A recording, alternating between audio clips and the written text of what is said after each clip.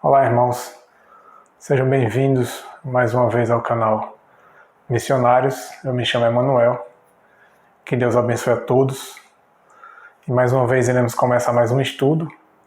Iremos continuar o estudo sobre justificação pela fé. Essa será a parte 2. Então fique conosco para que a gente possa continuar abordando e compreendendo melhor esse tema. Então vamos fazer uma oração para que possamos pedir a iluminação do Espírito Santo. Oremos. Senhor Deus eterno, em nome do Senhor Jesus Cristo, nós te oramos. Senhor eterno, pela graça e misericórdia do Senhor Jesus, rogamos mais uma vez ao Senhor, pedindo a ajuda do Espírito Santo para que possamos compreender melhor, cada vez mais esse tema, esse assunto tão importante, que é a justificação pela fé. Que o Senhor nos ajude, que o Senhor possa nos conceder discernimento espiritual, o auxílio divino do Espírito Santo, dos anjos do Senhor, que o Senhor possa me capacitar a poder esclarecer e poder ensinar esse assunto da melhor maneira possível. Que tudo isso seja para a honra e glória do Senhor. Oramos em nome do Senhor Jesus. Amém.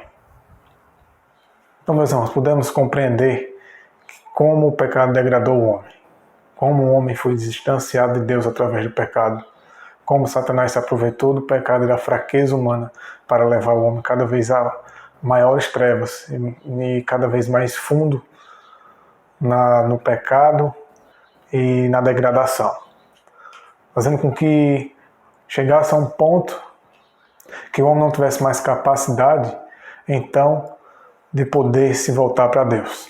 Era necessário, então, um resgatador, um salvador, alguém que pudesse morrer no lugar do homem, porque caso contrário o homem teria que pagar a sua dívida diante de Deus. Sua dívida com Deus era por conta da sua traição, por conta do pecado que cometeu contra Deus. O homem então precisaria pagar com a sua própria vida, pois o salário do pecado é a morte. Deus havia dito que se o homem comesse do fruto da árvore do conhecimento do bem e do mal, o homem iria morrer. E Deus ele tem que cumprir com a palavra dele. Pois Deus disse que a palavra que ele falou, ele cumprirá. Isso você vê lá em Ezequiel capítulo 12, no último versículo do capítulo. Então você percebe que Deus precisava cumprir. Então você percebe que Deus, assim como ele falou que a palavra dele não volta vazia, ele disse. Então você percebe que Deus ele precisa cumprir a palavra dele.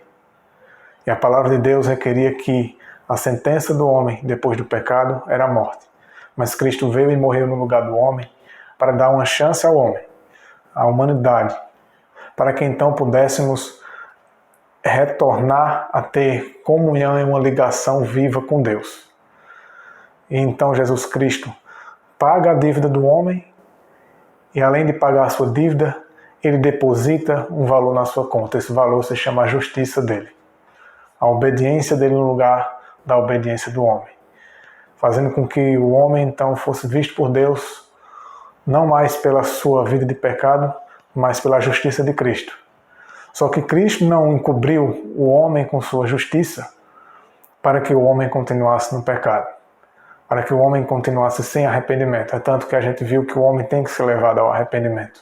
E é levado ao arrependimento através da bondade de Deus. O amor de Deus constrange o homem, fazendo com que o ser humano possa então reconhecer sua situação e sua necessidade e reconhecer o Salvador, para que aceitemos então ao Salvador e a sua justiça, a morte que foi dada para nos resgatar, para nos libertar e nos livrar do poder do pecado também, não só da culpa, mas do poder do pecado e muito em breve da presença do pecado. E embora a justificação seja pela fé, ela não anula a obediência a Deus. Pelo contrário, Jesus Cristo deu essa chance ao homem para que então o homem pudesse dar o fruto, para que então o homem pudesse se voltar à lealdade a Deus, pudesse voltar à obediência a Deus.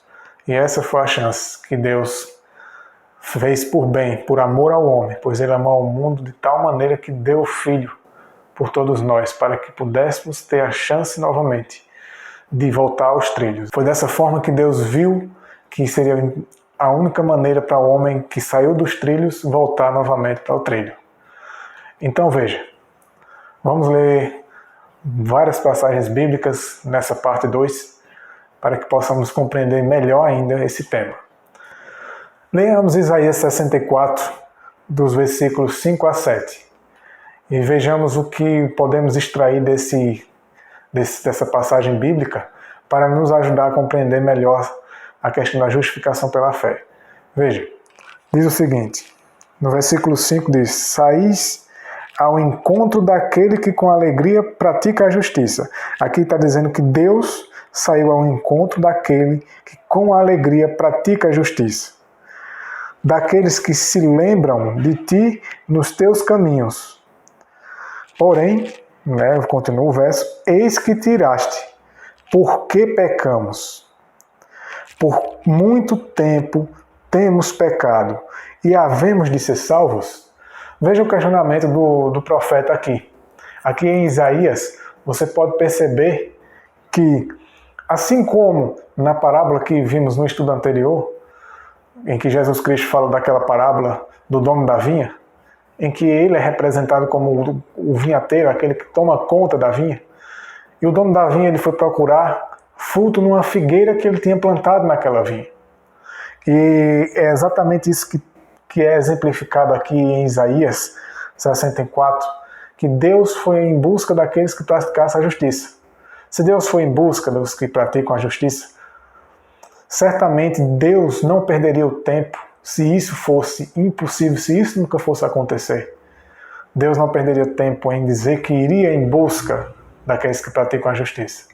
Se ele disse isso, é porque de fato, em algum tempo, existiu aqueles que praticam a justiça. E sempre existirá aqueles que praticam a justiça. Mas nesse momento aqui, dessa ocasião, Deus não encontrou. E ele diz que o que encontrou, o que fez ele ficar irado foi aqueles que estavam em pecado. E por muito tempo estavam em seus pecados. E aí existe uma questão, é feita uma pergunta: havemos de ser salvos se continuarmos assim? Devido a essa situação, você veja que o pecado na vida do ser humano nunca dará a ele a salvação. Por isso que Deus veio salvar o homem do pecado, não para continuar no pecado. Continua no verso 6, é um verso agora muito conhecido, a gente costuma muito usar, só que geralmente a gente costuma usar esse verso para apoiar a conformidade com o pecado. Como se a gente, e apoiar também, além do mais, a conformidade com a desobediência. Como se a gente tivesse que se conformar com isso e não tem nada o que fazer, não tem como mudar essa situação. Mas vamos lá, vamos ver se é isso mesmo que a Bíblia nos ensina. No verso 6 diz assim: Mas todos nós somos como o imundo, e todas as nossas justiças como trapo de imundícia. Todos nós murchamos como a folha, e as nossas iniquidades como um vento nos arrebata. Então você percebe que aqui Deus deixa bem claro que todos somos como o imundo diante dele. Estamos corrompidos, estamos sujos por conta do pecado. Você vê que no contexto desse versículo aqui, antes vem um versículo. Você vê que o que vem antes desse versículo, que está no versículo 5, que a gente já leu, fala que ele encontrou o povo em pecado. E por muito tempo estavam em pecado. E devido a isso, eles poderiam ser salvos? Não. E aí ele diz que o povo era imundo diante dele. O ser humano estava nessa situação. E que a justiça do homem era um trapo imundo. Era como uma veste, uma roupa suja. Imagina uma roupa bem suja, um trapo imundo. Então, a justiça do homem diante de Deus não tem valor. Por isso que a justificação de Jesus Cristo, ela é pela fé, porque aceitamos a justiça de Cristo no lugar da nossa. Mas essa justiça, ela tem poder e ela não deixa o homem da maneira como ele está, para encobrir o pecado dele e fazer com que ele continue na sua situação, mas sim para mudar.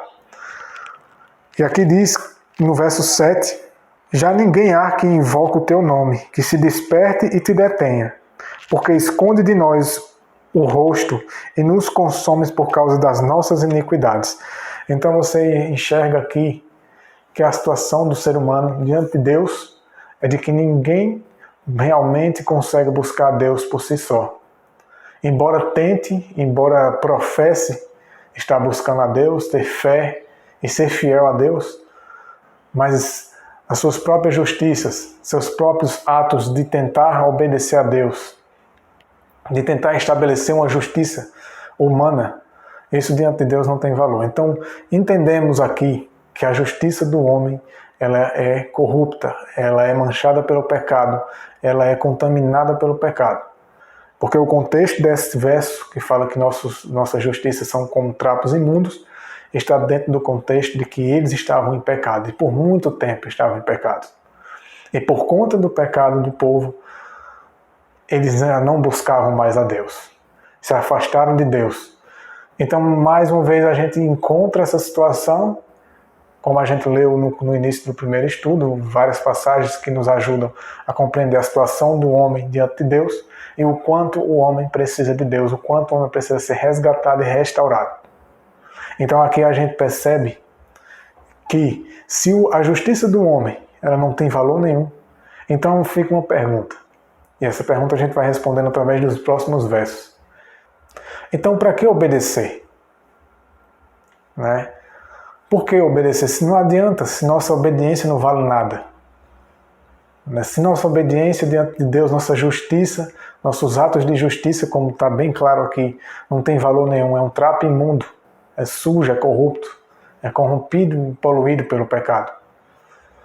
Então, qual o sentido da obediência a Deus? Mas veja que existe uma solução para essa questão. Existe uma solução para esse problema. E na próxima passagem que iremos ler, iremos compreender como Deus soluciona essa questão. Em Zacarias capítulo 3, existe uma visão que foi dada ao profeta, em que é mostrado a ele o sumo sacerdote da época, da ocasião. E nessa visão, que iremos ler agora, a gente pode encontrar elementos da justificação pela fé. De maneira simbólica, de maneira ilustrativa, mas podemos extrair lições muito importantes aqui. Então vamos ler para que a gente possa entender. A partir do verso 1, iremos ler até o verso 7. Diz assim no verso 1. Deus me mostrou, isso é o Zacarias, né, o profeta falando. Deus me mostrou o sumo sacerdote Josué, o qual estava diante do anjo do Senhor. E Satanás estava à mão direita dele para se lhe opor. Só fazendo uma observação nesse primeiro verso, você percebe que foi mostrado ao profeta Zacarias esse sumo sacerdote Josué diante do anjo do Senhor. Interessante que o nome anjo aqui se encontra em maiúsculo, ou seja, não é qualquer anjo que aqui está se referindo no texto. E aqui está dizendo que Satanás estava à mão direita dele. Dele quem? Do sumo sacerdote. Para se lhe opor, ou seja, para lhe acusar. Então Satanás estava ali levando aquele homem, o caso dele, para acusá-lo diante de Deus. E no verso 2 diz assim, mas o Senhor disse a Satanás, o Senhor te repreenda, ó Satanás. Sim, o Senhor que escolheu a Jerusalém te repreenda. Não é este um tição tirado do fogo? E no verso 3 diz assim, ora, Josué trajado de vestes sujas. Agora prestem atenção nesses elementos. Esses elementos simbólicos que a gente vai identificar aqui é o que iremos mais abordar nesse estudo, nessa parte 2 do estudo sobre justificação pela fé. Esse elemento de vestes sujas é o mesmo que a gente encontrou no versículo 6 de Isaías 64, o trapo imundo. Então isso aqui é simbólico.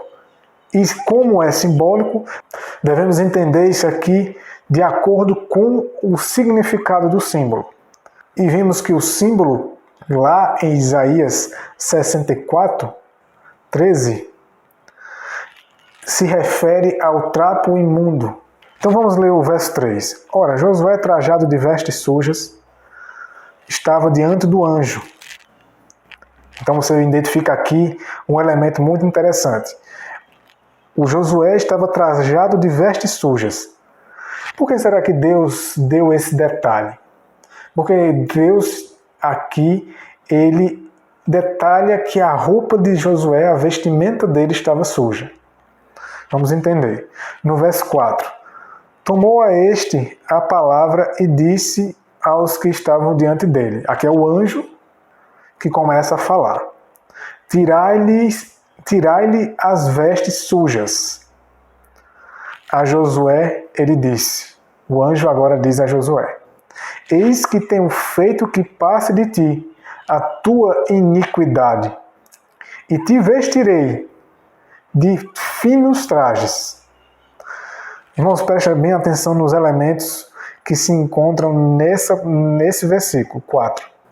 Você percebeu que o anjo pediu para que os outros anjos que estavam ali tirasse as vestes sujas do sumo sacerdote? Isso é muito simbólico. Essa linguagem se parece muito com a linguagem que a gente vê muito em Apocalipse. E aqui a gente percebe que a Josué foi dito que foi passado dele, ou foi tirado dele, vai depender da tradução, a iniquidade dele, o pecado dele. E então ele seria vestido de finos trajes. Então agora é tirado de Josué o trapo imundo, que a gente identificou lá em Isaías 64, que são as justiças do homem, por estarem contaminadas pelo pecado, por estarem misturadas e influenciadas pelo pecado. E essa justiça, que é o trapo imundo, aqui nessa ilustração, nessa visão, ela é removida do homem, ela é retirada do homem.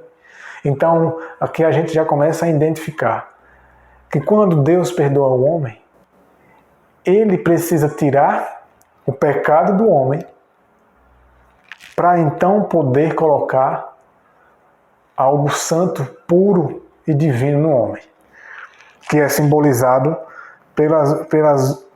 os finos trajes, como diz aqui no verso 4. No verso 5 continua dizendo o seguinte: e disse eu, o anjo, falando, ponha-lhe um turbante limpo sobre a cabeça. Puseram-lhe, pois, sobre a cabeça um turbante limpo e o vestiram com trajes próprios. E o anjo do Senhor estava ali. E no verso 6, protestou o anjo do Senhor a Josué e disse... Agora preste atenção. No momento em que a situação da acusação desse sumo sacerdote por Satanás, onde Satanás é repreendido, a gente identifica que ali o sumo sacerdote, ele estava sendo perdoado diante de Deus, mas esse perdão de Deus leva então o homem a permitir que Deus tire dele a sujeira que há nele. Essa sujeira simbolicamente retratada como trapos imundos, vestes sujas. E isso é símbolo do quê? Da justiça própria do homem. O que é a justiça própria do homem? É quando o homem se justifica, Justifica-se a si mesmo. Um exemplo do que seria se justificar-se a si mesmo, a gente vê lá em Adão e Eva. Quando Deus vai ao encontro deles, após o pecado deles, Deus pergunta a cada um. Deus pergunta primeiro a Adão, o que você fez? E Adão diz, a mulher que o Senhor me deu. Então Adão dá uma justificativa. Ele justificou-se a si mesmo. Ele desculpou o pecado dele, colocando a culpa em outro. E quando Deus vai para a mulher, ele pergunta à mulher, o que foi que você fez? Eu estou parafraseando, resumindo a situação. E a mulher diz, a serpente me enganou. Então a mulher justificou-se a si mesma. Ela se desculpou o seu próprio pecado e lançou a culpa na outra criatura. Então isso é a justiça do homem. É quando o homem se justifica. Para tudo o homem tem uma desculpa. Mas para o pecado, segundo a Bíblia, não há desculpa para o pecado. Quando arrumamos desculpa para o pecado, estamos estabelecendo nossa justiça própria, nos justificando e recusando a justiça de Cristo. Porque a justiça de Cristo nos leva a reconhecer o nosso pecado, que somos culpados, que não há desculpa, que realmente pecamos contra Deus, como diz Davi lá no Salmo 51, pequei contra o Senhor e contra somente o Senhor pequei. Então, temos que reconhecer nossas falhas, reconhecer que para o pecado não há desculpa, porque a desculpa ela é uma justificativa, e essa justificativa própria em que o homem se justifica é uma recusa, ela é contrária à justificação de Cristo. Então, para que Josué recebesse esse traje fino, essa roupa fina, essa roupa pura, ele então com certeza havia se arrependido. Ele com certeza havia se arrependido, porque a gente, como viu no estudo anterior, Deus nos chamou para nos arrepender, nos perdoou, mas para nos levar ao arrependimento. O arrependimento que leva à conversão, a confessar os pecados e abandoná-los. Então, com certeza aqui, nessa ocasião, nessa visão, o sumo sacerdote, ele estava recebendo o perdão, estava sendo tirado dele o pecado dele porque ele havia se arrependido. E então ele recebe a justiça de Cristo. A justiça dele é removida, o pecado dele é tirado, porque a justiça do homem está misturada com o pecado, né? E então é colocado a justiça de Cristo, que é simbolizada também por vestimentas, só que dessa vez vestimentas puras. Então, preste atenção, grave esse símbolo das vestes, que a gente vai abordar muito, porque vai nos ajudar a compreender essa questão da justificação pela fé.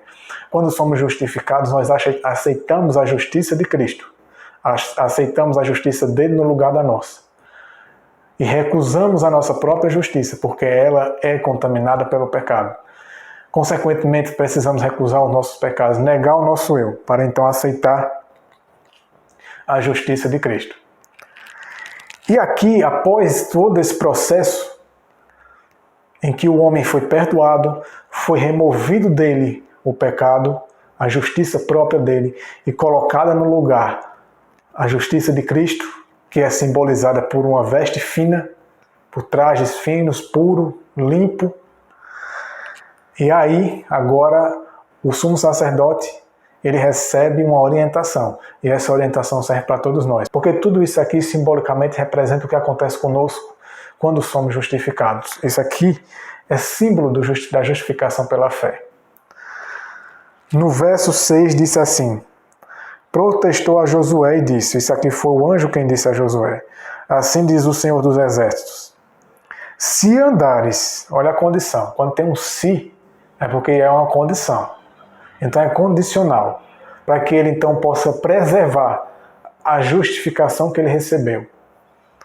Se andares nos meus caminhos e observares os meus preceitos, essa palavra preceitos aqui ela é sinônimo da lei de Deus, dos mandamentos de Deus, dos juízos de Deus. Também tu julgarás a minha casa e guardarás os meus átrios. E te darei livre acesso entre estes que aqui se encontram. Então você percebeu que Deus prometeu a ele. Se você andar nos meus caminhos, se você for fiel a mim, me obedecer, você poderá estar aqui no céu. Você poderá julgar a minha casa.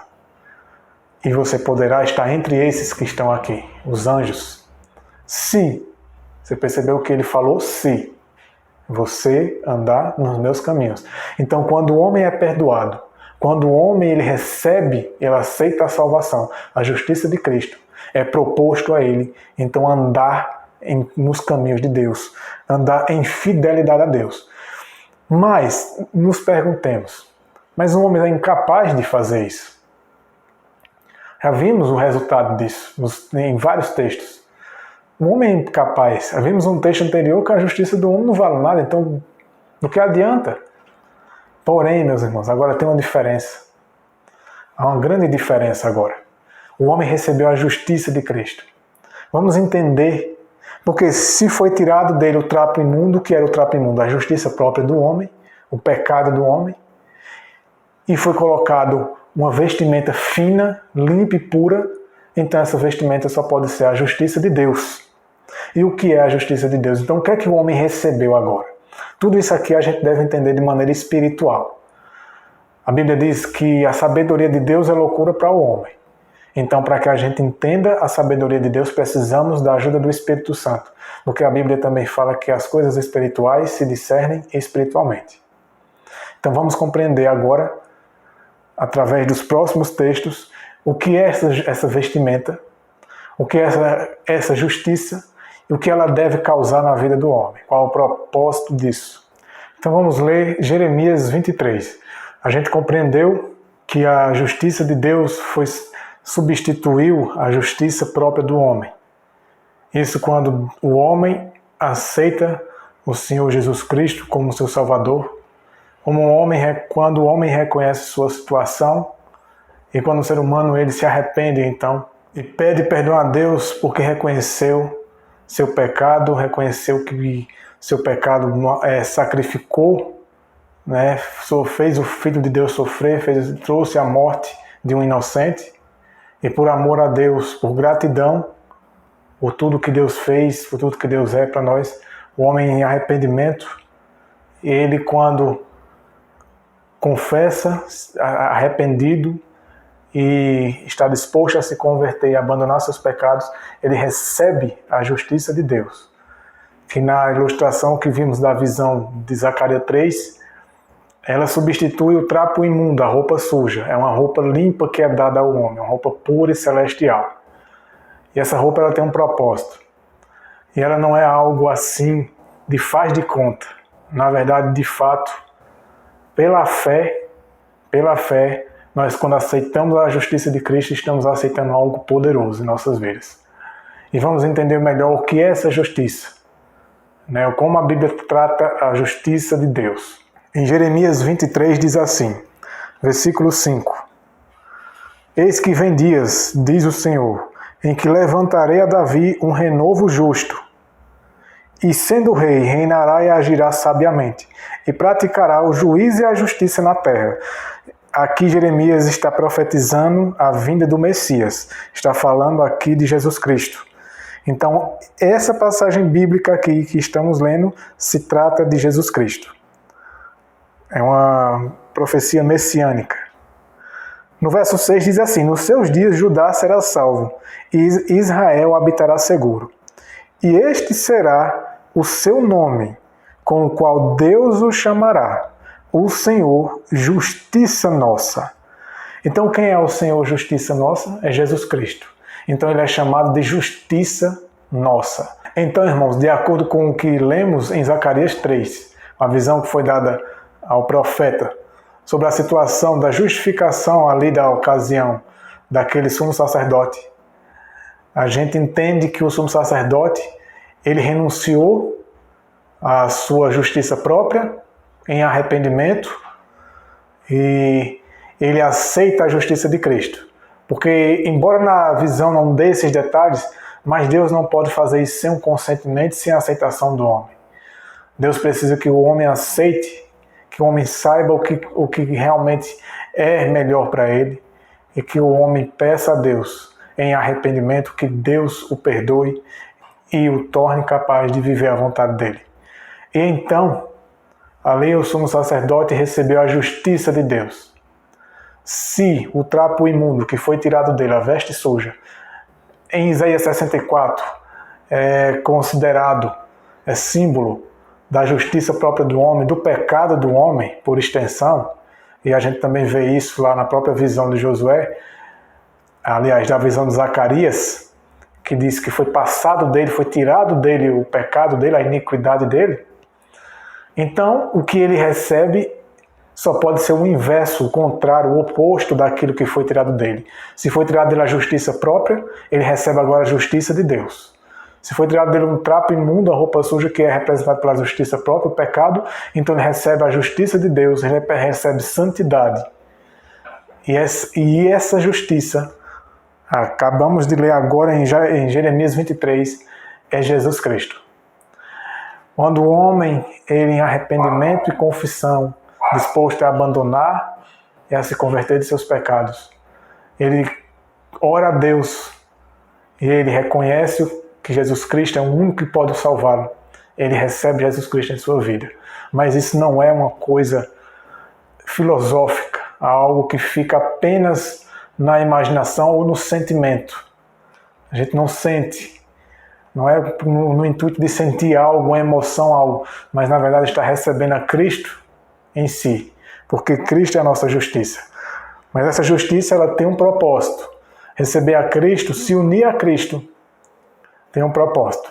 Lembre que, na visão de Zacarias 3, é retratado como se fosse uma troca de roupa, como se fosse uma troca de vestimenta. É tirada a vestimenta impura e suja do homem e é colocada a vestimenta pura e limpa, e pura e santa de Deus, que é símbolo da justiça de Deus e que a gente acabou de entender que a justiça de Deus é Jesus Cristo.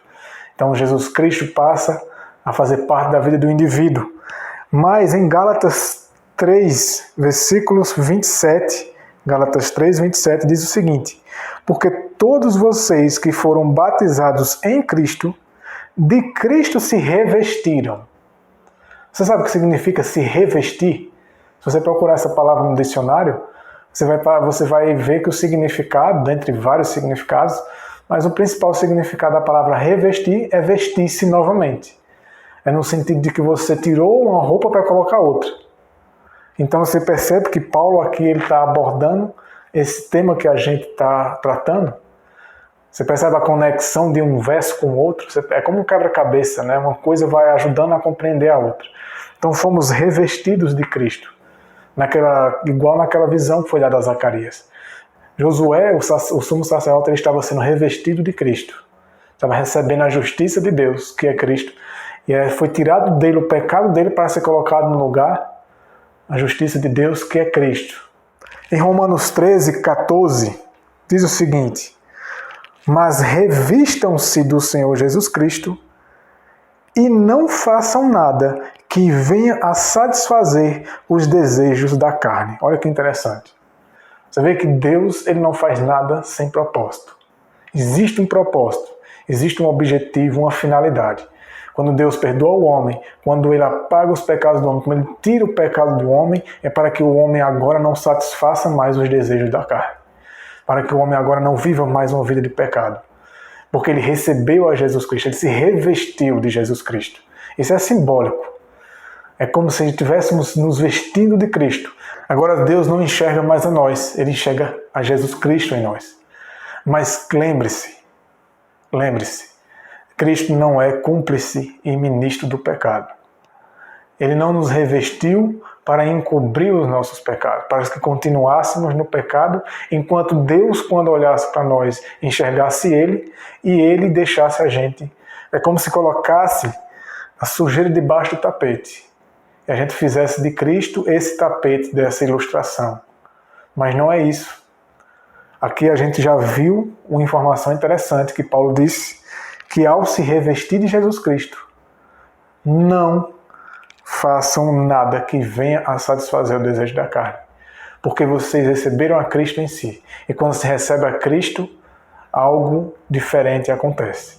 Existe algo poderoso quando recebemos Cristo, quando nos revestimos de Cristo. Quando recusamos a nossa justiça própria, nossos pecados, nos arrependemos dele, então aceitamos a justiça de Cristo.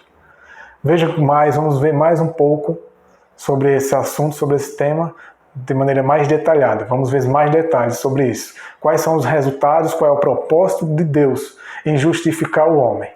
Em João 14, a gente entende que, como diz o texto, no versículo 23, Jesus respondeu e disse-lhe: se alguém me ama, guardará a minha palavra. E meu Pai o amará, e viremos para ele, e faremos nele morada. Entendeu? Mais um texto que ajuda, colabora a compreender esse conceito de se revestir de Cristo, de receber a Cristo no lugar dos nossos pecados, recebemos a Cristo no lugar da nossa justificação própria, da nossa própria vontade, aceitamos a vontade de Deus. e então Cristo vem até nós. E aqui, como diz em João, ele faz morada em nós, porque a Bíblia diz que nós somos o templo ou o santuário do Espírito Santo. E por meio do Espírito Santo, Jesus Cristo habita no homem. Mas tem um propósito para isso.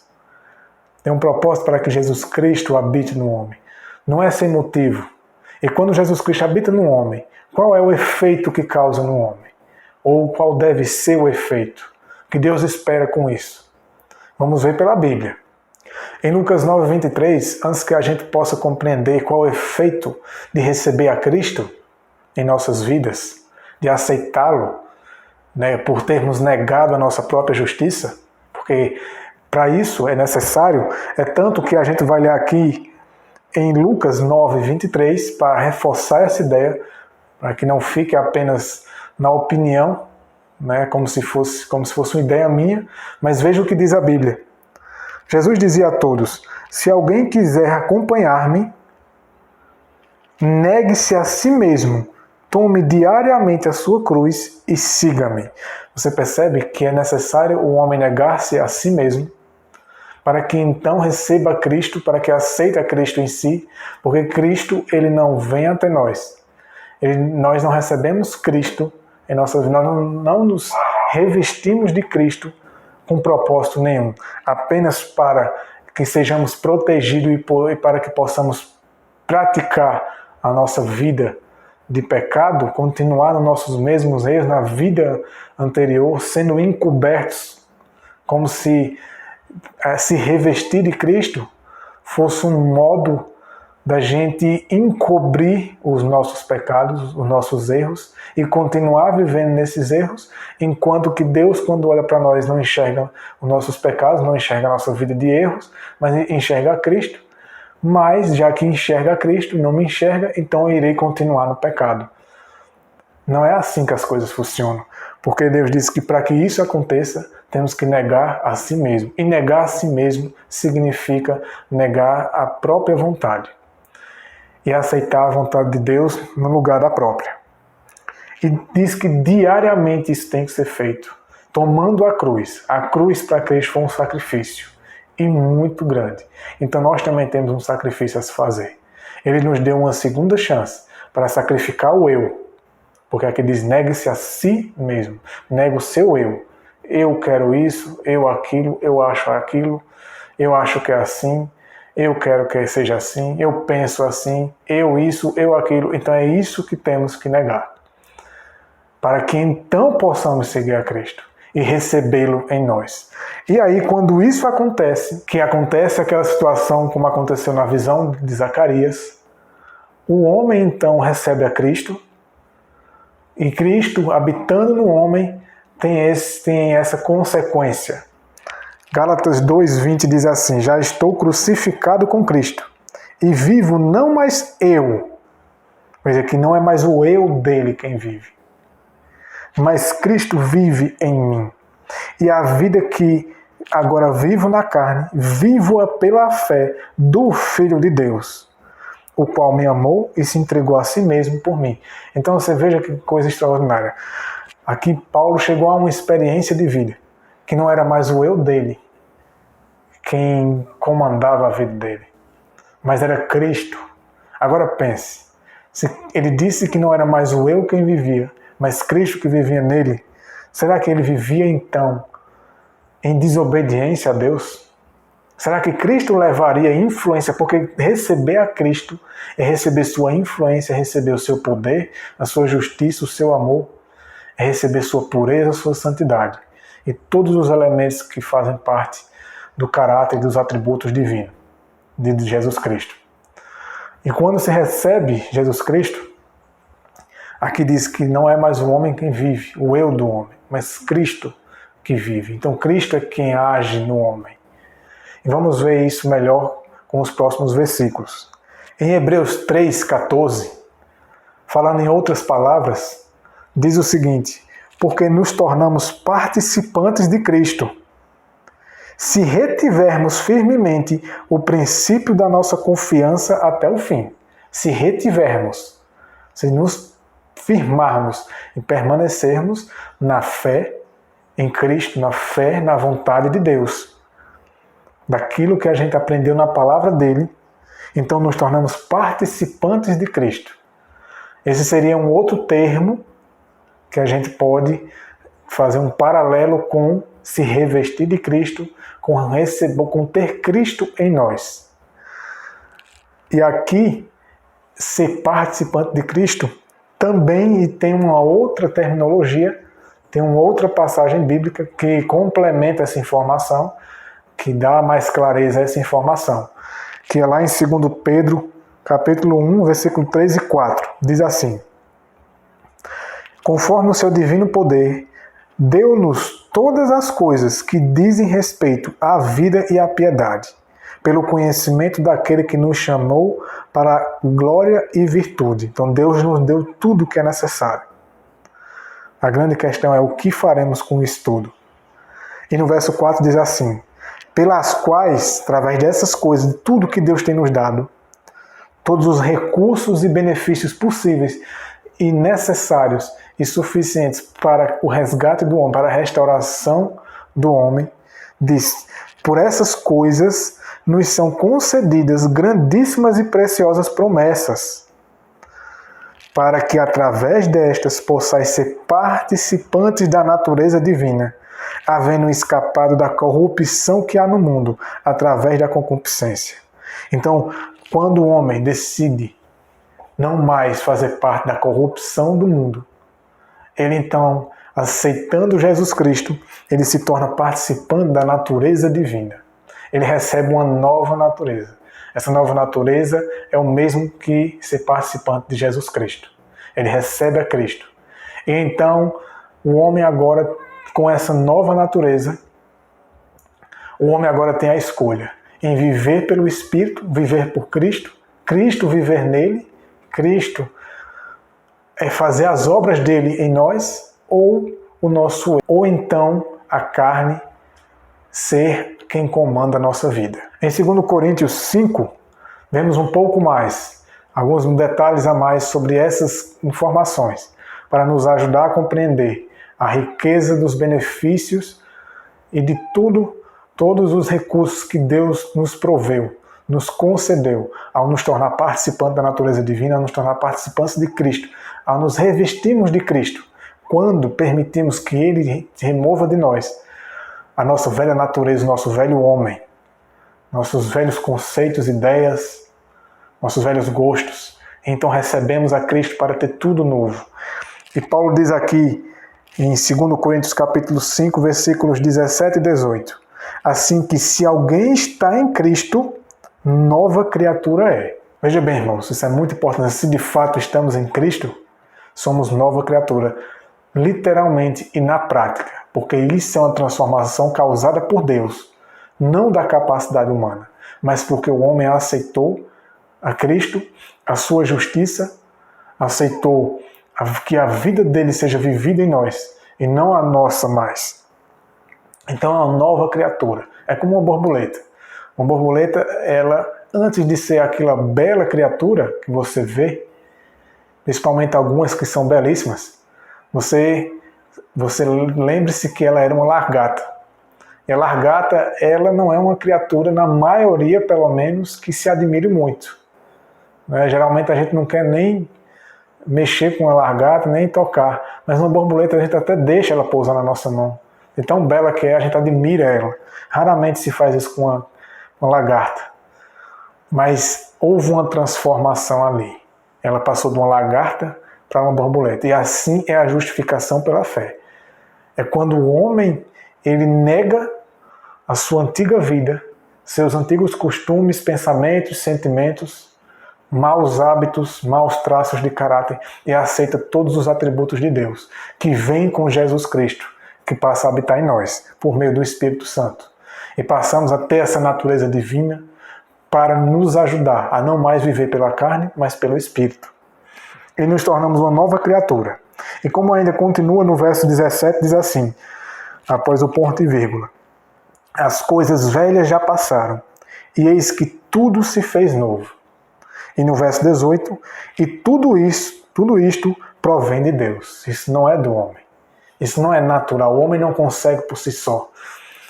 Nenhum homem consegue ser aquilo que Deus quer que ele seja por sua própria força. Por isso que devemos tomar muito cuidado com a filosofia, que diz que devemos agir segundo o homem interior, que o homem interior nosso vai nos trazer benefícios e que podemos nos elevar através das nossas próprias forças, nossos próprios esforços, que através de nossos próprios esforços e tentativas de ser bom, de ser justo, de tudo isso, meus irmãos, é impossível se não for através de Cristo. Mas com Cristo, nós somos novas criaturas. E essa nova criatura que Ele transformou e que ele começa o processo de transformação, ela tem que seguir uma evolução e um progresso, né, de acordo com a vontade e o poder dele e de acordo com o consentimento e a colaboração do indivíduo, até, como diz a Bíblia, a obra que ele começou em nós, ele há de terminar até o dia de Jesus Cristo. Em Efésios 2:10 diz o seguinte: pois somos feitura dele. Tem outra tradução que diz assim: somos criatura dele, criados em Cristo Jesus para as boas obras, as quais Deus de antemão preparou para que andássemos nelas. Então somos criaturas criadas de novo. É o novo nascimento, né, que Jesus Cristo disse que é necessário nascer de novo. Muitas vezes algumas pessoas querem desculpar o pecado, querem desculpar a sua vida de erro. E aí, justamente, essa é a justiça do homem, a justificação própria, a qual é um trapo imundo diante de Deus, não tem valor essa justificação. Dizemos assim, muitas vezes, para nos justificar nossos erros: eu nasci assim. E aí Jesus Cristo vem até nós e diz: é necessário nascer de novo. E se ele disse que é necessário nascer de novo, que devemos nascer de novo, é porque ele tem poder para nos conceder essa obra maravilhosa do novo nascimento. E aí então somos criados de novo em Cristo, porque aí Cristo passa a habitar em nós através do Espírito Santo e passamos a ter acesso agora a ter uma natureza divina, né, para que essa natureza divina seja alimentada e deixamos de alimentar a natureza carnal. E aí Deus fez isso com qual propósito? E no verso diz que fomos criados em Cristo para as boas obras. Você percebeu que o novo nascimento, a justificação pela fé, é para levar o homem de novo a andar nos caminhos de Deus, a obedecer a Deus? Só que aí, agora, o homem não está mais só. O homem agora não fará a obra de Deus, o homem não agora irá obedecer a Deus, não irá voltar-se aos caminhos de Deus, o homem não irá se tornar leal a Deus por si só, por suas próprias forças, porque já foi provado e ficou bem claro que o homem não é capaz. Por isso que hoje a obediência a Deus é algo taxado de radicalismo, de extremismo, legalismo. De fato, existe um legalismo, um radicalismo, um extremismo. É quando o homem tenta por suas próprias forças, por si só. Quando o homem quer exigir do outro obediência, que o outro obedeça a Deus por suas próprias, como se fosse assim tão fácil.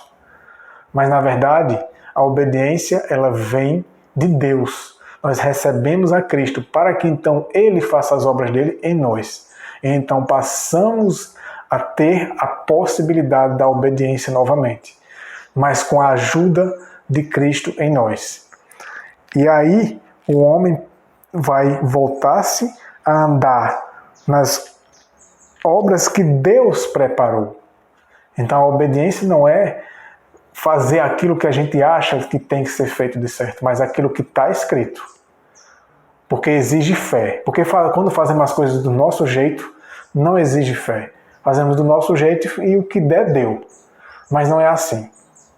Para que seja pela fé, precisa ser exatamente o que Deus falou. Para que então tenhamos fé nele e de que ele cumprirá a vontade dele em nós. Vamos compreender melhor isso. Veja isso em Romanos 8. Versículo 1 diz assim: portanto, agora nenhuma condenação há para os que estão em Cristo Jesus, que não andam segundo a carne, mas segundo o Espírito. Entendeu agora? Porque agora temos duas naturezas. Somos participantes da natureza divina, que não vem de nós, concedida pela graça por Deus, que é participar da natureza de Cristo. E agora temos acesso à pureza, à santidade, temos acesso à justiça, ao amor, temos acesso ao perdão, temos acesso à mansidão, à paciência, temos acesso agora ao domínio próprio, temos acesso à paz e todos os elementos e atributos do caráter de Cristo. Mas temos que querer isso em nossas vidas. E então, aqueles que estão em Cristo Jesus não serão condenados se andarem por meio da natureza divina, por meio do Espírito, e não pela carne. Se negarem-se a si mesmo e permitirem que o Espírito haja, que Jesus Cristo haja e cumpra e faça as obras deles em nós. Isso é pela fé. Por isso que a justificação, ela é pela fé. Porque recebemos a justiça de Cristo para que ela se cumpra em nós. E como podemos provar que a justiça de Cristo precisa se cumprir em nós? Não é algo de faz de conta, algo declaratório apenas. Algo que só acontece lá no céu e na nossa vida não acontece nada. Diz aqui no verso 4 de Romanos 8, que Cristo veio, como diz no verso 3, em natureza humana. E na carne pecaminosa, ele condenou o pecado. E com qual propósito? Para que a justiça, como está aqui no verso 4, para que a justiça da lei se cumprisse em nós, que não andamos segundo a carne, mas segundo o Espírito. E isso só se cumpre quando se anda segundo o Espírito. Porque quando se anda segundo o Espírito, está seguindo a influência de Deus, a influência de Jesus Cristo, do Espírito Santo. Estamos negando o eu, estamos renunciando às nossas ideias, à nossa vontade, aceitando a dele e pela fé recebendo o poder dele e permitindo que ele cumpra em nós, de acordo com o nosso consentimento, com a nossa cooperação. Até porque também temos que ter em mente que Deus não nos controla contra a nossa própria vontade, como se fôssemos marionetes nas mãos de Deus. Mas Deus precisa que o homem permita que ele cumpra a vontade dele em nós. E aí você vê isso mais claramente em Filipenses capítulo 2, versículos 12 e 13. Diz assim no versículo 12. Lá no finalzinho do versículo, a gente vai se focar mais nessa parte, e no versículo 13. Desenvolvam a salvação com temor e tremor. Então o homem tem uma parte a cumprir.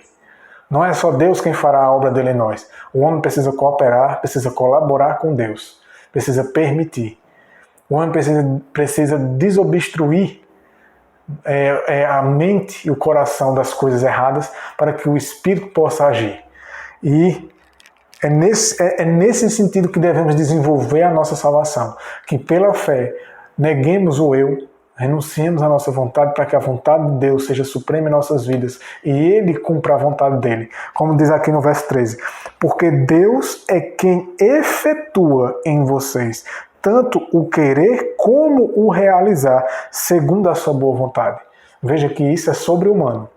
Isso é pela fé. É Deus quem torna o homem fiel a Ele. É Deus quem leva o homem à obediência. É Deus quem leva o homem a cumprir a justiça, a amar o próximo como a si mesmo. Mas isso quando o homem, em sua consciência, permite que Deus faça essa obra em si mesmo. E isso é muito importante, meus irmãos, porque isso é a justiça dele se cumprindo em nossas vidas. Foi para isso que ele nos justificou. Esse é um processo muito poderoso, é um processo que é pela fé, por isso que a gente estudou, no estudo que a gente fez antes da justificação pela fé, estudamos sobre a fé. Porque a fé ela é o firme fundamento na palavra de Deus, nas coisas que se esperam, nas promessas de Deus. Pela fé, nós cremos contra a esperança, porque olhamos para nós mesmos e não vemos possibilidade dessas coisas se cumprir. Mas confiamos naquele que é poderoso, que o que ele falou, que disse que cumpriria, ele é poderoso para cumprir. E aí permitimos que seja feito segundo a palavra, segundo a vontade dele, e não segundo a nossa. Em João 15, versículo 5, entendemos melhor esse conceito de quando Cristo ele habita no ser humano, quando o ser humano o recebe pela graça, pela fé, através da obra miraculosa de Deus de tornar o homem então novamente participante da sua natureza, participante de Cristo, para que possa agora ser capacitado, ser tornado justo, ser capacitado a viver a justiça, o amor de Deus e a fidelidade à lei de Deus. Em João 15,5 diz assim: quem permanece em mim, isso é Jesus Cristo falando, e eu nele, esse dá muito fruto, porque sem mim nada podeis fazer. O mais interessante aqui é que se você lembrar da parábola do estudo anterior que a gente leu, da parábola do dono da vinha, a gente percebe que ele diz que o dono da vinha queria cortar aquela figueira porque ela não dava mais fruto. E aí o vinhateiro, que era aquele que cuidava da vinha, disse a ele: Senhor, não corte ela agora, deixe que eu cuide dela. Se der o fruto, bem, então ela permanecerá. Se não, então, por que ele fez isso? Porque ele tinha poder para torná-la capaz de dar o fruto. E através da palavra dele, a palavra dele se cumprindo em nossas vidas. Assim como Maria disse, lá em Lucas capítulo 1, ela disse: a tua palavra, a palavra que o Senhor falou, que se cumpra em minha vida.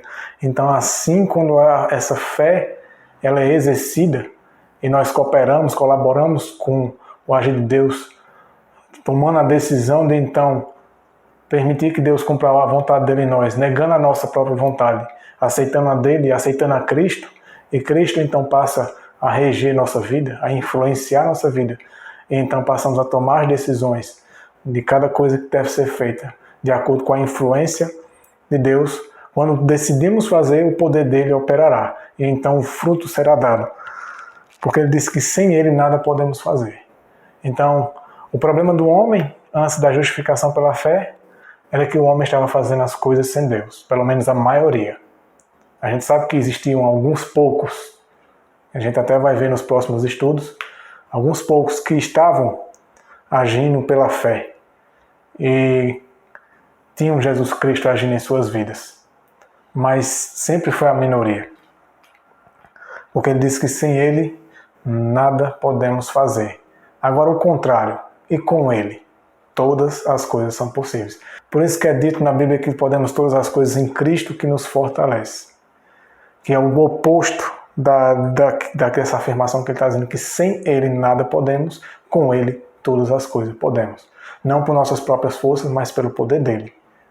Quando permitimos que esse poder haja em nossas vidas.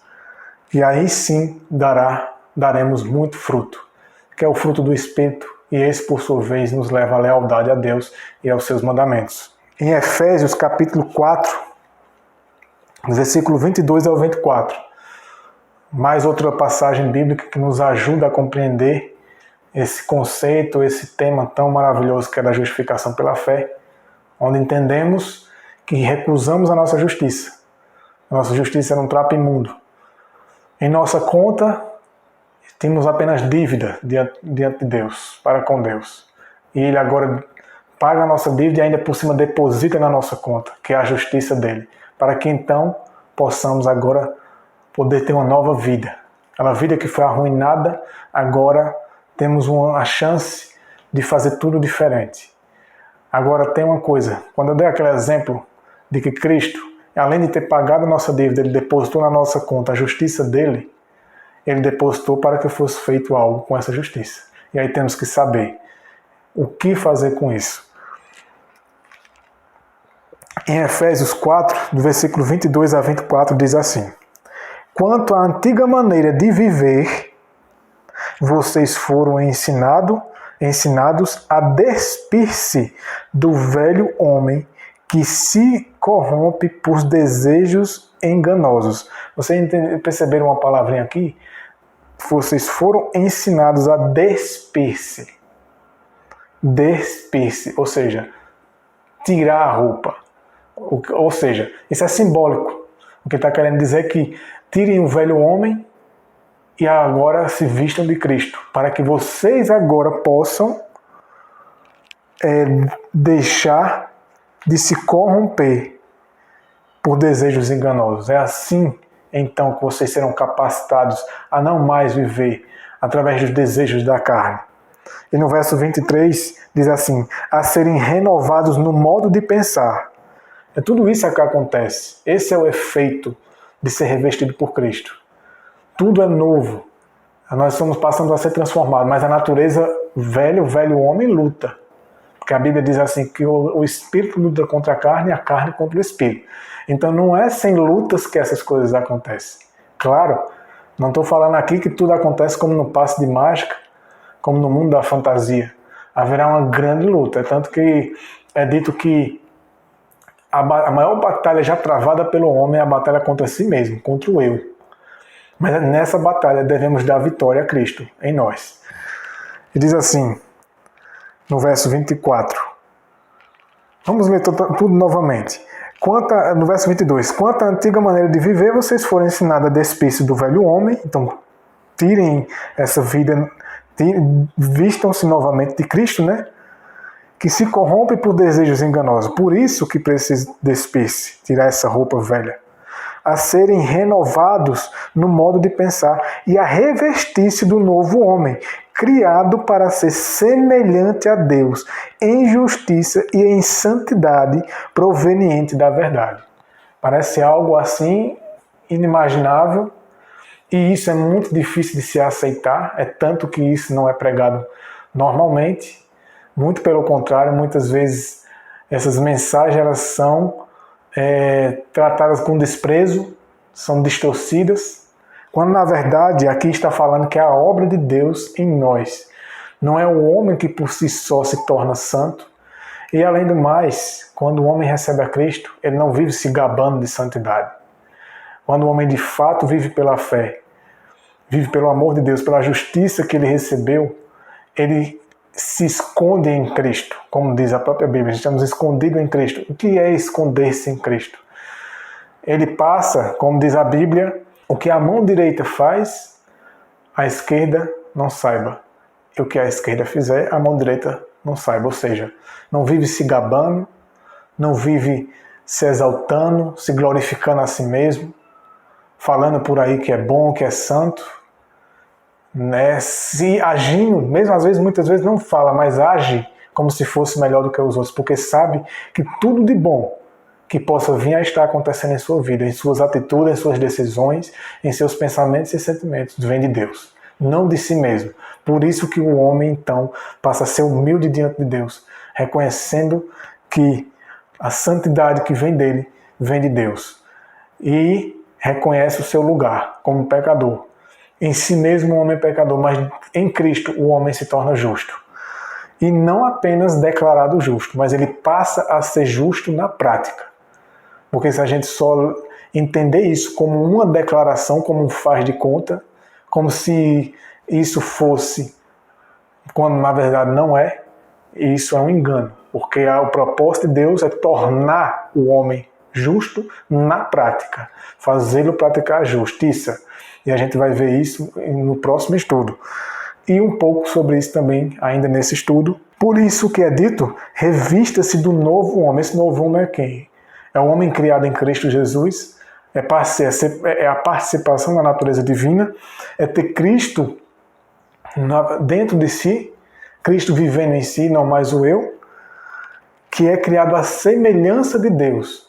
Imagina, você agora se considera justo, justificado, enquanto que você mente para as pessoas. Enquanto você engana as pessoas, enquanto você fala mal das pessoas, você critica as pessoas. Enquanto que você adultera, enquanto que você trata as pessoas com indiferença, com ignorância, trata as pessoas com preconceito, porque às vezes ela é mais pobre do que você, porque às vezes ela é de outra cor, porque às vezes ela não se veste do jeito que você acha que ela tem que se vestir, ou ela não faz, enfim. Quando agimos assim e ainda temos a audácia de dizer que somos justificados, isso é um engano. Porque a verdadeira justificação, ela leva o homem a desconsiderar os seus conceitos, a desconsiderar os seus pensamentos e sentimentos e a aceitar os de Deus. E quando aceitamos os de Deus, Deus fará a obra. E quando Deus faz a obra, Ele não faz essas coisas que eu acabei de mencionar. Ele não age pelas obras da carne, mas pelas obras do Espírito, que são completamente diferentes. E isso é pela fé. Isso não vem do homem. Mas a prova de que o homem está justificado e que Cristo vive no homem, pela fé, será evidenciado através dos frutos. Se o fruto vem dele, não será nenhuma dessas coisas que eu falei, não será o orgulho, o preconceito, o egoísmo, não será um homem egocêntrico, não será um homem arrogante, mas será como Cristo. O homem é criado a nova criatura. Essa criatura é semelhante a Deus, como está dizendo aqui em Efésios 4, versículo 24. Criados para ser semelhante a Deus em justiça, ou seja, não só uma justiça meramente declarada, mas sim uma justiça vivida. E em santidade provenientes da verdade, baseado na Bíblia, baseado na palavra de Deus. Não no eu acho, não na palavra do homem, nos mandamentos de homem, na opinião de homem, mas baseado no que está na Bíblia. Quando Deus nos ensina através da palavra dele, então, pela fé, temos fé de que Deus é poderoso para cumprir o que ele falou em nossas vidas. E aceitamos que isso se cumpra. E então começa o processo de se tornar uma nova criatura. E assim começa como uma borboleta, né? Você já percebeu que a largata, ela se reveste de uma couraça, de um casulo, e depois, quando sai daquilo ali, ela sai como uma nova criatura? Aquele casulo é símbolo de ser revestido de Jesus Cristo. Somos revestidos como uma lagarta, que era uma criatura estranha, e agora passamos a ser revestidos por ele, para quando então possamos sair voando, né, de maneira simbólica falando, então saiamos uma nova criatura, semelhante a Deus em justiça e em santidade, ou seja, semelhante no caráter de Deus. Em Colossenses 3, do versículos 5 ao 12, essa passagem é tremenda. Paulo aqui mais uma vez nos deixa bem claro o propósito de Deus em nossas vidas. E os resultados, qual é o objetivo de Deus ao justificar o homem, ao perdoar o homem, qual foi o propósito de Jesus Cristo morrer pelo homem, para então reconciliar ele com Deus, para que o homem pudesse ter paz com Deus, é em transformá-lo. Quando o homem se reveste de Cristo, o homem tem que sair uma nova criatura dessa experiência. Essa nova criatura, ela é semelhante a Deus, como a gente acabou de ler, em justiça, em santidade, em caráter. E aqui, em Colossenses 3 diz assim: portanto, façam morrer tudo o que pertence à natureza terrena. Imoralidade sexual, isso tem que acabar. Você está vendo que não tem espaço para que na justificação pela fé, ao termos sido perdoados por Jesus Cristo, a ele ter morrido por nós, pois foi somente ele que morreu por nós. E é somente a ele que devemos adorá-lo e ir até ele somente para pedir o perdão dos nossos pecados em arrependimento e pedir a ele que nos transforme em uma nova criatura.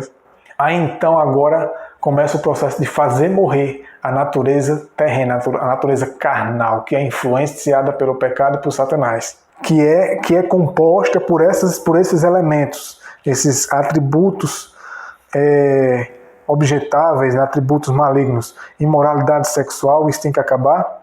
Impureza de todo tipo, paixões também, tudo isso tem que ficar sob domínio do espírito.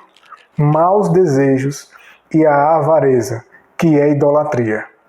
No verso 6 diz assim: por quê? Agora Deus dá o porquê, o motivo que essas coisas têm que acabar. Por que o homem tem que agir agora, viver pela natureza divina, sendo participante de Cristo, sendo uma nova criatura em todos os sentidos, a semelhança de Deus no caráter?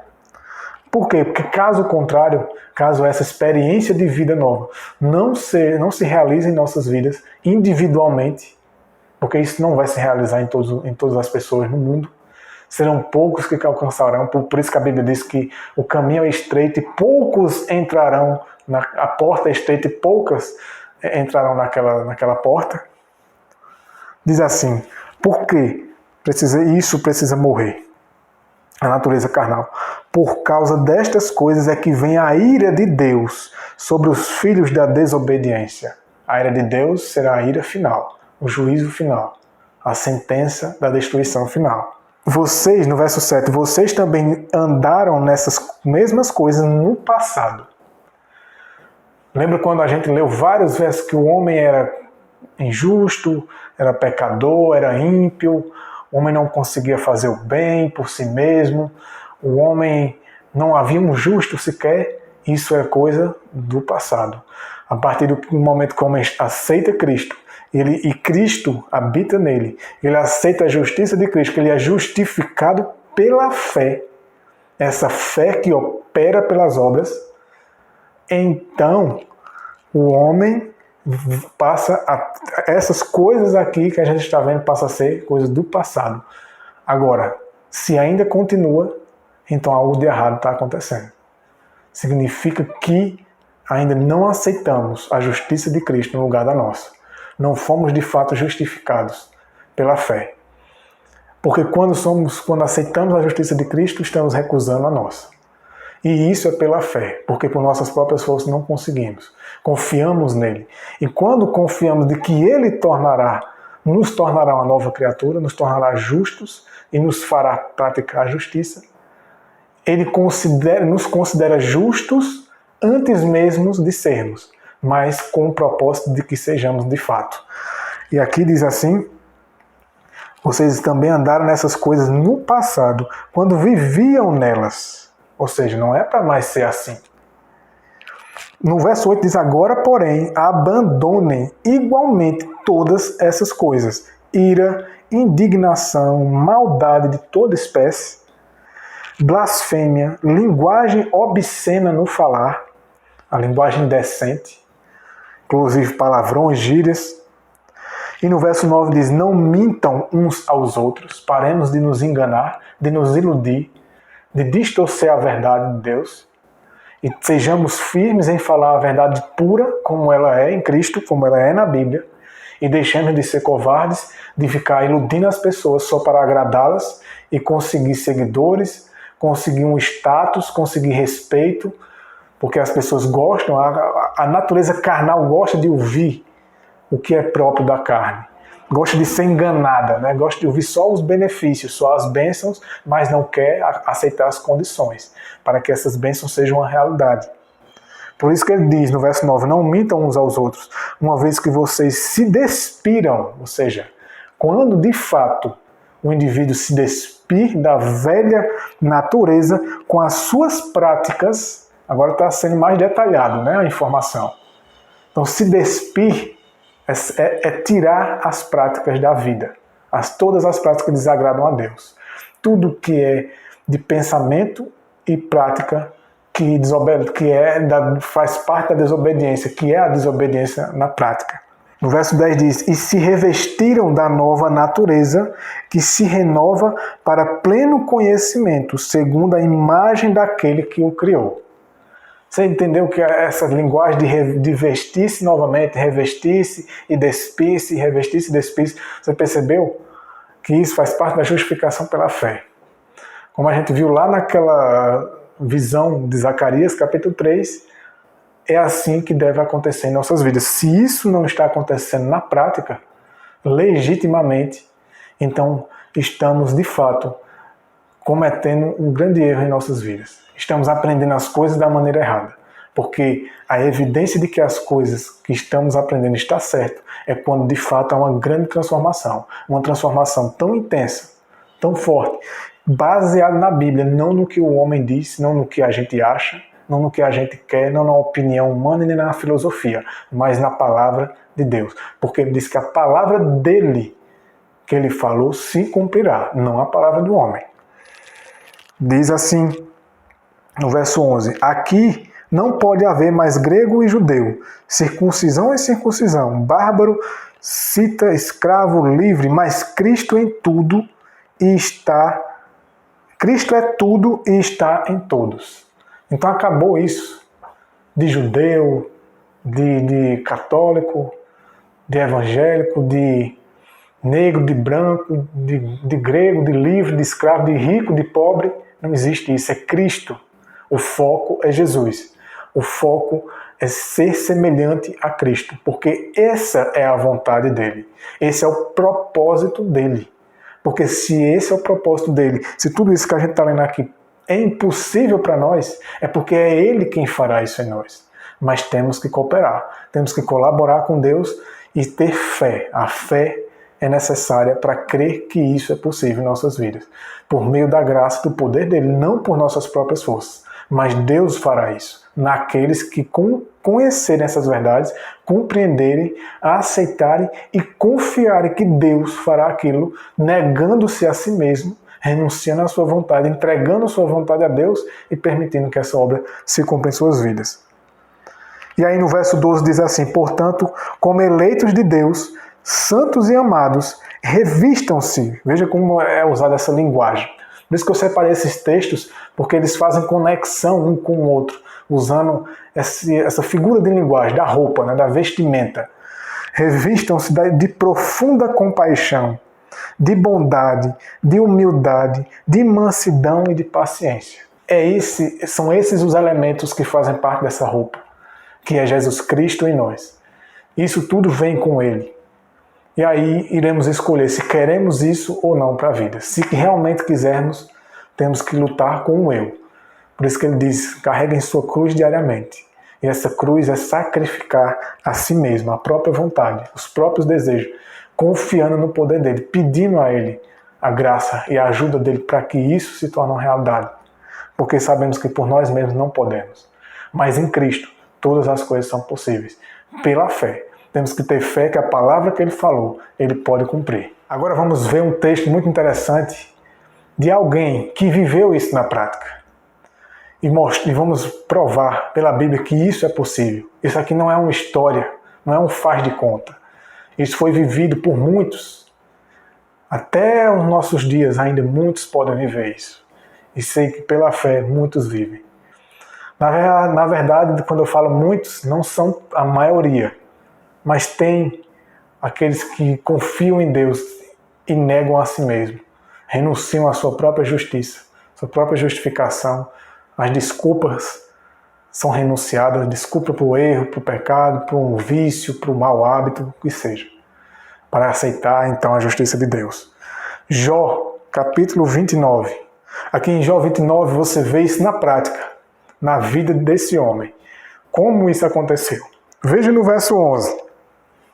Vamos ler do 11 ao 16. Jó falando da vida dele, da vida prática dele, da vida diária. Como era a comunhão dele, o resultado dessa obra que nós lemos até aqui, que Deus faz e opera na vida do homem. Olha o resultado na prática. Ouvindo-me, algum ouvido me tinha por bem-aventurado. Ou seja, quem ouviu falar de Jó, chamava ele de bem-aventurado. Vendo-me algum olho, dava testemunho de mim. Ou seja, quem via Jó, via que ele era um bom testemunho. Ele era uma pessoa que testemunhava a favor de Deus. Ele tinha um bom testemunho. No verso 12. Por quê? Porque eu livrava o miserável, que clamava, como também o órfão, que não tinha quem o socorresse. Então, na prática, é uma vida de piedade, uma vida de compaixão e misericórdia pelos outros. Apesar que não se desconsidera todos os outros elementos da vontade de Deus, não se desconsidera os mandamentos de Deus. Mas tudo isso se complementa, tudo isso deve ser vivido. Mas se é vivido quando é pela fé e permitindo que Deus opere essa obra na pessoa. Mas olha como isso era real na vida de Jó.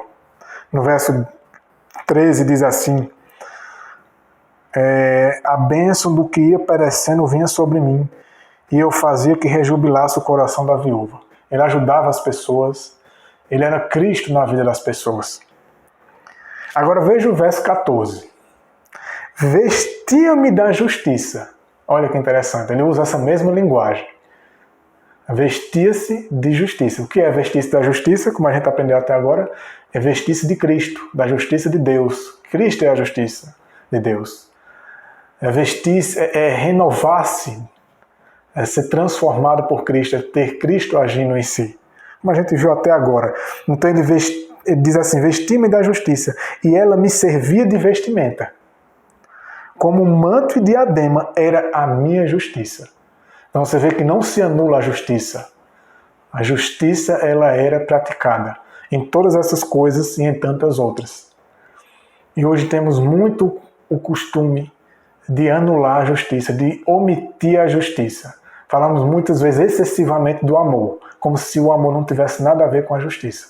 Ou muitas vezes falamos apenas da justiça, mas a justiça e o amor andam de mãos dadas, porque vem de Deus, né? Tudo que vem de Deus é completo. A gente é que gosta de divorciar as coisas de Deus, falar só de uma coisa e omitir outra, falar só de uma coisa e subtrair outra, escantear outra. A gente tem esse problema, mas a gente tem que parar com isso. A gente tem que considerar todas as coisas que vêm de Deus. Mas aqui você vê que o próprio Jó dizia que se vestiu dessa justiça, aquela que a gente viu lá na visão de Zacarias, capítulo 3, e que a gente está aprendendo até agora, que é a nova natureza, que é ser participante da natureza divina de Cristo, e que aí Cristo passa a fazer as obras dele em nossa vida pela fé. E no verso 15 diz assim: e eu me fazia de olhos para o cego, e de pés para o coxo. Veja todas as atitudes da vida dele. E assim deve ser a nossa. Esse deve ser o fruto. É viver como Cristo viveu. Verso 16: dos necessitados era pai, e as causas de que eu não tinha conhecimento inquiria com diligência. Então, esse era o resultado na vida de Jó, dessa transformação toda, e tudo isso que a gente leu até agora. E agora a gente finaliza com esses versos, que nos ajudam a entender algo mais do que a gente entendeu até agora. Entendemos que a justiça de Deus é Jesus Cristo. E entendemos tudo isso na prática, até aqui. Mas também, na Bíblia, tem algo mais que é tratado e considerado como justiça de Deus. E que na realidade é o resultado da nova criatura. É o resultado de Cristo agindo no ser humano, pela fé. Levará o ser humano a viver essa vida como a gente viu o exemplo de Jó, e como a gente leu alguns outros textos de Paulo. E o que mais na Bíblia é considerado como justiça? Que na verdade é a justiça na prática, é a justiça em palavras. Diz assim: primeiro a gente tem que ler esse verso de Apocalipse 19, é o verso 8, que diz o seguinte: porque o linho finíssimo são os atos de justiça dos santos. Então a justiça ela se torna em atos. Receber Cristo como justiça nossa é com o propósito de se tornar em atitudes, em obras, em obediência. E aqui é dito de maneira simbólica que o linho finíssimo, aquele linho lá que o sumo sacerdote recebeu na visão de Zacarias 3, aquelas vestes puras, finas, na realidade é a justiça, como a gente já viu, e que ela venha a se tornar prática, que ela venha a se tornar obediência, né? Porque aqui diz que o linho finíssimo são os atos de justiça dos santos. Atos de justiça dos santos. Não a sua própria justiça, que a gente já viu que é trapo imundo, mas sim aquela que se cumpre, que se é realizada por Cristo viver em nós, agir em nós. Em 1 João 3, versículo 7, diz isso aqui. Olha que interessante. Filhinhos, ninguém vos engane. Quem pratica justiça é justo, assim como ele quem? Cristo, é justo. Então, a verdadeira justiça se manifestará na prática. E justo é aquele que pratica a justiça, e essa justiça é pela fé. É a justiça da fé, é a justiça de Cristo se realizando na vida do homem, na prática, através dos atos, da obediência das obras do homem. E isso é a fidelidade a Deus. E o que é essa justiça praticada, a qual o homem, praticando ela, ele é considerado diante de Deus justo. Então o homem ele não é só justo quando ele aceita Cristo e sua justiça, mas ele também é considerado justo quando ele passa a vivê-la. Quando ela passa a se realizar, se tornar prática na vida dele. E aí é onde você entende que existe realmente os justos.